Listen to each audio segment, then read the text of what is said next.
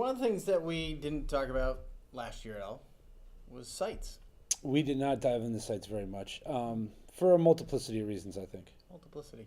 Yeah. Yeah. I mean, Google Sites has been around for quite a while. Yep. Within Google Apps for Education and now G Suite. I think it was about 2 years ago they came up with the new Google Sites. Yeah. Was it that long ago already? I think it's been about 2 years. It was due. Long overdue. Yeah. But there was one of the things that happened, I think, with this progression from sites to Google, there's so many things you could do with sites after a while. Well, yeah, people were using them. You know, you could do credit card payments over to the sites and all kinds of things, which was never Google's intention. Right. So I think when they created the new sites, they wanted it to be quick, intuitive. You didn't have to know a whole lot of HTML coding, but therefore there's less bells and whistles. There was, when it first was released, there was quite a few less, if that makes sense. There's a few extras now, but it's still not anywhere near the old. It's not anywhere near that. I don't think it ever will be. So no, I think for anyone who's intending for Google Sites to be what it was, I think you're going to have to find another tool. Find another tool, or be patient and let's keep working forward with it.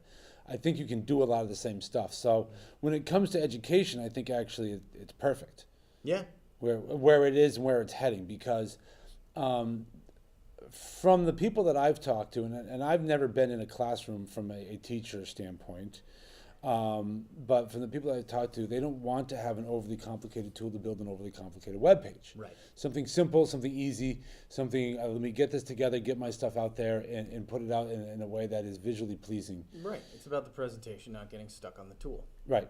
And so I think that's what they've achieved. I think that's what, and I know I sound like a fanboy right now trying to go through this. He drank the Google juice. I did. Yeah. But it was quite delicious. It was satisfactory. Oh. So, but I do believe they did hit the mark with especially when it comes in education, for having a tool that is very useful and easy to use. And as we talk about it, it's not only really a good tool for teachers to use. You can actually put it in your hands of your students and give them a great voice for what they've learned, for reflective Absolutely. pieces. I mean, this is nothing new. We've been talking about ePortfolios my whole educational career, which is way too long. 18 years now. But yeah, especially in a standards-based society, and we're a proficiency-based diploma going into it now in Maine, so our freshmen have to prove their proficiencies. And ePortfolio makes a lot of sense. And the way I look at it is Google Sites is this wrapper or this presentation tool to bring all the media that you've already created into it. So it shouldn't be a lot of work and a lot of pizzazz. It should be just a way of presenting the information. For the unique student to a point, but also so that it gets the message across. What I really like about it is you can have this be your one singular container for your work, but it still gives you a choice of voice when it comes to how you give your reflection, i.e. you can put in a Word doc if that's your best way of communicating is through written, or if you're like me and you'd rather be on camera all the time, you could put your YouTube videos. Your portfolio would be full of YouTube videos. My portfolio would be all YouTube videos. YouTube channel, let's be honest. But still, I mean, if you're a teacher or an administrator and you want to make sure you can get through all of these, say you've got 6,000 students in your school.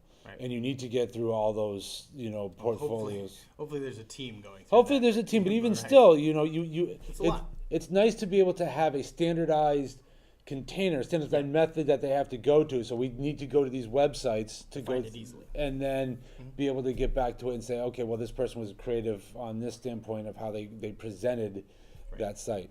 So, shall we look at how we do this? Sure. So we're going to do the how-tos.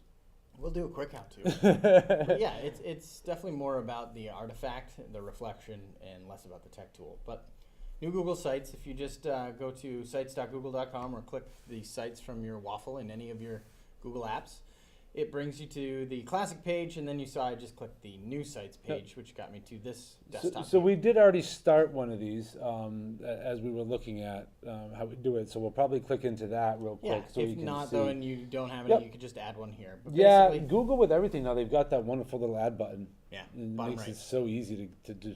And it's in the admin console, it's in sites, it's just, it really helps. It's great. Standardizing. Yeah.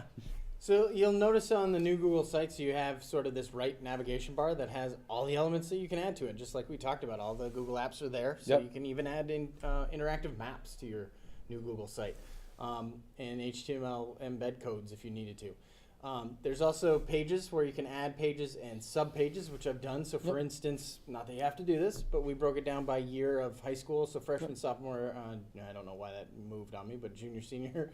And then I've created sub-pages. by Well, you can move it. basically- You could drag that junior Yeah, back up and move it. Absolutely. Well, you just made or it a I just made it a sub-page. sub-page, but you get the gist of it. Yeah, there there we you go. go. It's real easy to do. But if I'm in a page, the three little Oreos allow me to create a sub-page. And so, for instance, this one could be called math.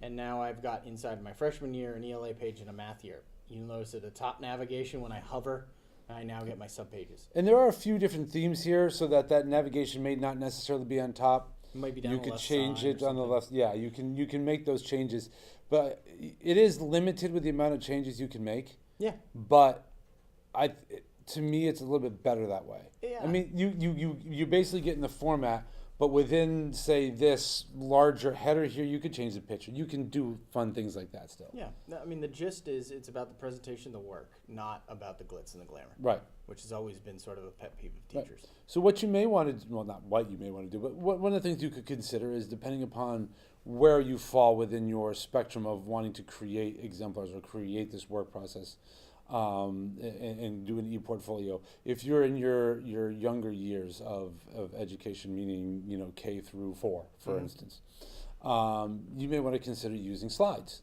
Yeah. as a way for students to be able to put their work into there. Piece of cake, yeah. They then can keep that, and they could put that work forward as they Right. move on. If you ever did a K to 12 portfolio, Yeah. yeah, absolutely. You could dump that into a I mean, site later. Anything in your Google Drive can be dumped into a site later. That's the beauty of it. You don't even have to think about the site until it's time, pretty close to the time to present. I mean, Right. you want to give yourself some time, but Right.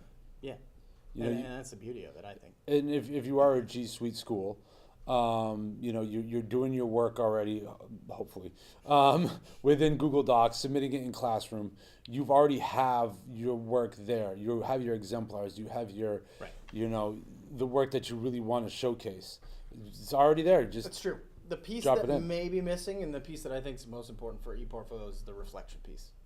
Almost everybody has the artifact. They have the work. They have the grade, the feedback from the teacher. They don't always have the reflection of the student. Now that I've gotten the work back, is there something I could have done to make it better, or is this my piece that I am presenting because of some reason? Where a blog format works really well there, but I like how the sites lay it out for you. So as long as the reflection's somewhere in there, I think that. well, you could also just create a text box what within I mean. here as your reflection, and then give Right. your artifacts below that. Right. So you could sit here in math, for instance. Yep. I know a certain student who struggles with his math right now because he doesn't show his work. Right. So he could write in here about his work and give some of his better work, show some of it out there, and then that would be embedded as a doc. And then as a text box in here, fill that out and says, well, at this point, I feel like I'm grasping the concepts. However, I think I really need to work more on displaying how I got to that final answer. Exactly. So, it puts everything right in one spot, right in everyone's lap. It's a nice tool to use. Not that you have to use it, but it's a good alternative for you. Absolutely. I think it's the best one. Well, as long as you think so in your 18 years of Well, education Right. So accomplished. and my 20 or so years of tech. Tech. Well, you are old. I'm getting there. Yeah. All right. Well then, now that we've gone completely off the rails. That's all right. If you have other uses for Google Sites that you would like to share out, please leave them in the comments below. We'd love to hear about all the different ways people use Google Sites in education. As always, our contact information is in the description below. And Even a feel link free to our reach out. sites. Mine needs to be updated. Yeah. I will say that. It is a new Google site, but I do need to update it a little bit. Yeah. I've been a little bit behind. We'll do that. All right. All right. Talk to you later. See ya.